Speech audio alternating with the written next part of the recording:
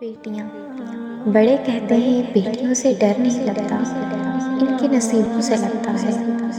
वरना जितना एहसास बेटियाँ माँ बाप का करती हैं, बेटे कर ही नहीं सकते। बचपन से ही अपनी ख्वाहिशात अपने ख्वाबों को दफन करना सीख लेती हैं। कभी माँ बाप की फ़िक्र में हलकान हो रही होती हैं, तो कभी भाइयों की फ़िक्र में घुल रही होती हैं। फिर भी लोग कहते हैं बेटियाँ बोझ होती हैं, जबकि हकीकत में वो बचपन से ही बोझ बाँट रही होती हैं।